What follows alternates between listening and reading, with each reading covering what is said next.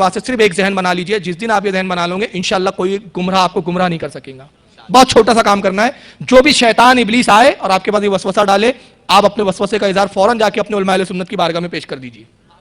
بس اتنا ہی آپ کریں، یہ نہ سوچیں کہ بھائی میرے پاس تو علم ہے یار، اس نے میری بات کاٹ دیا تو اب یہی آخری حرف ہے۔ آخر نہیں، آپ کا علم اتنا نہیں ہے، اس کے جوابات ہمارے علماء کے پاس موجود ہے۔ یہ الگ بات ہے کہ آپ کو اس کا جواب معلوم نہیں ہے، تو آپ اپنے علماء سے رابطہ کریں، علماء کی صحبت کو اختیار کریں، یہ عادت بنا لیں، انشاءاللہ کوئی خبیث ابلیس آپ کو گمراہ نہیں کر سکیں گا۔ اور ایک دوسری گزارش بہت درد کے ساتھ آپ کا بھائی ہوں میں، کیونکہ آپ کا اور میرا عقیدہ ایک ہے، اور یہ عقیدے کے رشتے خون سے بڑھ کر رشتے ہوتے ہیں، ہے نا؟ تو بس ایک گزارش کہ جو وہابیت آج پھیل رہی ہے نا، خدا کی قسم ہمارا کوئی عقیدہ قرآن و حدیث کے خلاف نہیں ہے، صرف ایک سبب سے، ہماری جہالت کی بنا پر۔ ہم میں جو جہالتیں آ گئی ہیں نا، مثلاً آپ کے یہاں کیا کیا جہالت ہے میں نہیں بتاتا، جو عموم ہے، جو عام طور پہ اس کی میں بات کر رہا ہوں، ڈھول بجانا، اسلام کا اس سے کوئی تعلق نہیں ہے بھائی۔ یہاں شوافے بیٹھے ہیں، میں ان کی سرپرستی میں اور ان کی رہنمائی ایک بات کروں، امام شافعی رحمۃ اللہ علیہ تو یہاں تک فرماتے ہیں میرے نزدیک دو لکڑیوں کو لہو لعب کی نیت سے ٹھوکنا یہ بھی مذامیر ہے، یہ بھی ڈھول بازوں میں ہے، یہ بھی حرام ہے، ہمارے ہر امام کے نزدیک حرام ہے۔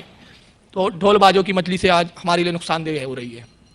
دوسرا، میلاد النبی کا جلوس نکلتے ہیں، ہمارے علماء ہر سال بولتے ہیں بھائی ڈی جے مت بجاؤ، قوم مانتی ہی نہیں ہے، تو آپ ڈی جے سے پرہیز کریں، خرافاتوں سے پرہیز کریں۔ قبروں پہ جو بے حرمتی ہمارے یہاں ہو رہی ہے آج، جو ماحول خراب ہو گیا ہے، عورتوں کو ہم لے جاتے، جبکہ اعلیٰ حضرت نے اس کی سخت تردید فرمائی ہے، کہا کہ عورتوں کو مزارات پر نہ لے جایا جائے۔ جب نماز جیسی اہم عبادت کے لیے عورتوں کو اجازت نہیں تو قبر کی حاضری کہاں سے اجازت ہوں گی؟ مگر ہم لے جا رہے ہیں، نتیجہ کیا ہو رہا ہے؟ قبریں جو مقدس مقامات تھے وہ بدنگاہیوں کے اڈے بنتے جا رہے ہیں۔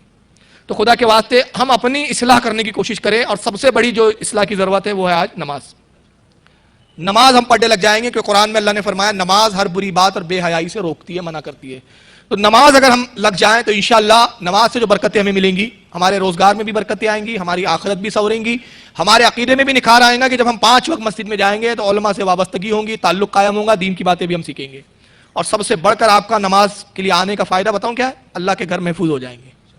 آپ نہیں آتے تو یہ خبیث آ کے جگہوں کو پر کرتے ہیں اور مسجدوں پہ قبضے ہوتے ہیں، پھر ہم روتے ہیں کہ یہ مسجد چلے گئی، وہ مسجد چلے گئی۔ ارے چلے نہیں گئی، ہم نے اپنے ہاتھوں ان کو دیا ہے، اور اتنے بڑے غازی بھی کہ یہ بناتے کم ہے، چھینتے زیادہ ہے۔ تو آپ مسجدوں کو پر کریں، مسجدوں کو بھریں۔ خدا نہ خواستہ اگر آپ کام میں مصروف ہیں، مسجد نہیں جا سکتے، وہیں پر نماز پڑھ لیجئے، گھر میں ہے گھر میں نماز پڑھ لیجئے۔ نماز کی عادت ڈالیے اللہ کے واسطے، اس لیے کہ اللہ کے رسول نے فرمایا نماز ایک ایسی چیز ہے جو مومن اور کافر میں فرق کرتی ہے۔ اور سرکار نے فرمایا میری آنکھوں کی ٹھنڈک ہے۔ ہم عشق رسول کی بات کر رہے ہیں اور رسول اللہ کی آنکھوں کو ٹھنڈک ہی نہیں پہنچا رہے، تو ہم کس بات کے عاشق رسول ہے پھر؟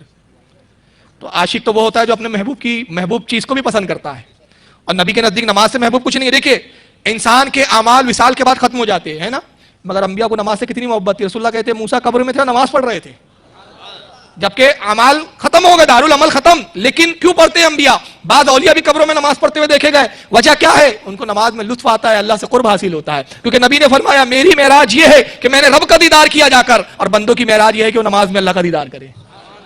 تو نماز بھی دیدار خدا بندی ہے، ہم کلامی ہے اللہ سے ایک طرح کی۔ بندہ جب اللہ کا کلام تلاوت کرتا ہے، گویا اللہ کے کلام کو دہراتا ہے، اللہ سے ہم کلامی کا شرف حاصل کرتا ہے۔ تو نماز افضل عبادت، تو خدا کے واسطے آپ نماز پڑھیں۔ میلاد النبی میں جو ہمارے خرافاتیں آ گئی ہے اس کو دور کریں، ہم اپنے معاشرے کو خود سدھاریں گے انشاءاللہ، تو معاشرہ جب خرافاتوں سے پاک ہوگا تو بدعقیدگی سے بھی خود بخود پاک ہو جائے گا۔ ایک آخری بات میں کہہ رہا ہوں کہ بڑی عجیب بات ہے، عقائد کے بارے میں ہمارے علماء جب بتاتے ہیں تو ہم تسلیم کرتے ہیں اس کو۔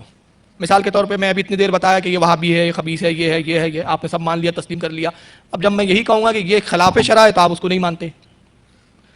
تو جب ہمارے علماء جب آپ کو ساری دین کی باتیں، ہم کو علماء کب یاد آتے ہیں معلوم ہے؟ بڑی معذرت سے جب ہمارے یہاں میت ہو جاتی ہے تب مولانا کو یاد کرتے ہیں۔ مولانا کی آئے بغیر کب میت بھی نہیں اٹھتی ہمارے، ارے مولانا کو لاؤ صاحب، اور اس کے بعد مولانا آئیں گے، ہمارا سب کیسا غسل کیسے دینا، ہمارا سب کفن، ایک ایک چیز پوچھتے ہیں، اور مولانا جیسا بتاتے ہیں ویسا کرتے ہیں۔ کیوں؟ ہمیں یقین ہوتا ہے مولانا بتا رہے شریعت کے مطابق کام ہوں گے، مردے کی مغفرت ہو جائیں گی، مگر وہی عالم جب کہتا ہے یہ خلاف شرع چھوڑ دو تو ہم اپنے مولانا کی نہیں مانتے۔